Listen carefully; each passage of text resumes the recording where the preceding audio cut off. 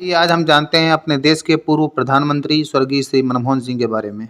मनमोहन सिंह का जन्म ब्रिटिश भारत के पंजाब प्रांत के गाह गांव चकवाल जिला पंजाब भारत में, जो कि अब पाकिस्तान में है, वहाँ हुआ था।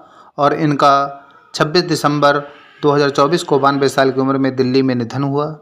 इनकी माता का नाम अमृत कौर और पिता का नाम गुरुमुख सिंह था। देश के विभाजन के बाद इनका परिवार भारत चला आया। यहाँ पंजाब विश्वविद्यालय से इन्होंने स्नातक और स्नातकोत्तर की पढ़ाई पूरी की। बाद में वो कैम्ब्रिज विश्वविद्यालय गए, जहाँ से इन्होंने पीएचडी की। पश्चात उन्होंने ऑक्सफोर्ड विश्वविद्यालय से डीफिल किया। इनकी पुस्तक India's export trends and prospectus for self sustain growth Bharat की अंतर्मुखी व्यापार नीति की पहली और सटीक आलोचना मानी जाती है। डॉक्टर सिंह ने अर्थशास्त्र के अध्यापक के तौर पर काफ़ी ख्याति अर्जित की।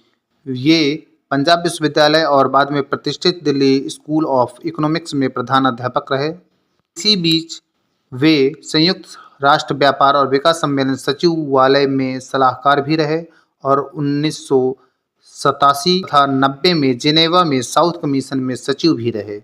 1971 में डॉक्टर सिंह भारत के वाणिज्य और उद्योग मंत्रालय में आर्थिक सलाहकार के तौर पर नियुक्त किए गए।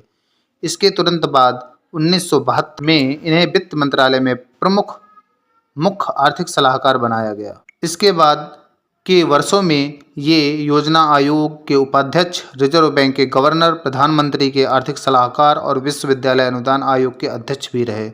भारत के आर्थिक इतिहास के हाल में वर्षों में सबसे महत्वपूर्ण मोड़ तब आया जब डॉक्टर सिंह 1991 से 1996 तक भारत के वित्त मंत्री रहे।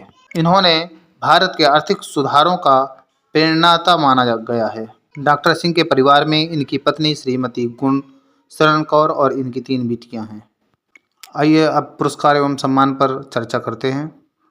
सन 1987 में उपरोक्त पद्म विभूषण के अतिरिक्त भारत के सार्वजनिक जीवन में डॉक्टर सिंह को अनेकों पुरस्कार व सम्मान मिल चुके हैं, जिसमें से निम्न ये हैं। 2002 में सर्वश्रेष्ठ सांसद, 1975 में इंडियन साइंस कांग्रेस का जवाहरलाल नेहरू पुरस्कार, 1993 और 94 का Asia money award for finance minister of the year, 1994 का euro money award for the finance minister of the year और 1956 में कैम्ब्रिज विश्वविद्यालय का एडम स्मिथ पुरस्कार। डॉक्टर सिंह ने कई राष्ट्रीय एवं अंतर्राष्ट्रीय संगठनों में भारत का प्रतिनिधित्व किया।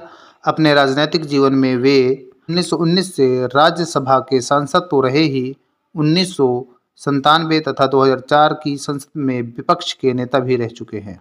ये भारत गणराज्य के 13वें प्रधानमंत्री थे। साथ ही साथ वे एक अर्थशास्त्री भी थे। लोकसभा चुनाव 2009 में मिली जीत के बाद ये जवाहरलाल नेहरू के बाद भारत के पहले ऐसे प्रधानमंत्री बने जिनको 5 वर्षों का कार्यकाल सफलतापूर्वक पूरा करने के बाद लगातार दूसरी बार प्रधानमंत्री बनने का अवसर मिला।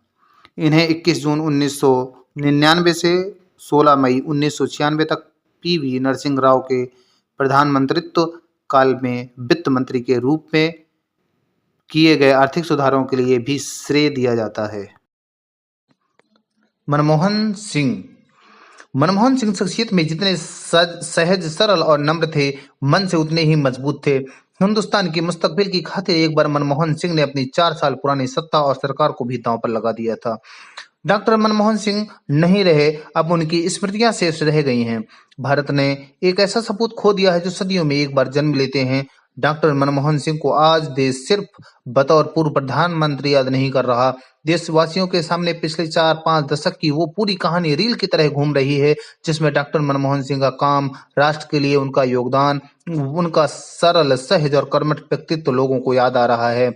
रिजर्व बैंक के गवर्नर से भारत के वित्त मंत्री तक और वित्त मंत्री से प्रधानमंत्री तक, इन्हीं 3 तस्वीरों से जुड़ी मनमोहन सिंह की यादें करोड़ों हिंदुस्तानियों के दिलों में हैं, जो आज राष्ट्र के प्रति उनके योगदानों को याद करते हुए श्रद्धा के 2 पुष्प अर्पित करना चाहते हैं।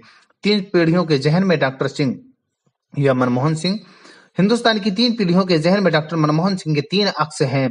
आम हिंदुस्तानी से उनका परिचय नोटों पर दस्तखत की शक्ल में हुआ था। जब हर हिंदुस्तानी की जेब में पड़े करेंसी नोट पर उनके दस्तखत हुआ करते थे। फिर वो दौर आया जब मनमोहन सिंह आर्थिक उदारीकरण के शिल्पकार के तौर पर हिंदुस्तान की यादों में बस गए। और फिर एक दौर वो भी आया जब मुल्क की सबसे बड़ी कुर्सी पर रहते हुए सूचना के अधिकार से लेकर रोजगार के अधिकार तक और डीबीटी से अधिकार आधार तक जैसे देश की तस्वीर और देशवासियों की तकदीर बदलने वाले फैसले उनकी दस्तखतों से हुए। डॉक्टर मनमोहन सिंह आज अगर देशवासियों की यादों में बसे हुए हैं तो उनकी एक बड़ी वजह है उनकी शख्सियत। वह सहज सरल विनम्र तो थे ही, उनकी शख्सियत का सबसे मजबूत पहलू थी कर्मठता। ऐसे कर्मयोगी जिन्होंने अपने जीवन पथ में दिए गए हर दायित्व को यज्ञ समझकर पूरा किया। पहले कार्यकाल में उन्होंने मजबूत कानून बनाए और दूसरे कार्यकाल में उंगलियां उठी जब सरकार दांव पर लगा दी थी। मनमोहन सिंह शख्सियत में जितने शहर और मन से मजबूत थे। हिंदुस्तान के मुस्तकबिल की खातिर एक बार मनमोहन सिंह ने अपनी 4 साल पुरानी सत्ता और सरकार को भी दांव पर लगा दिया था।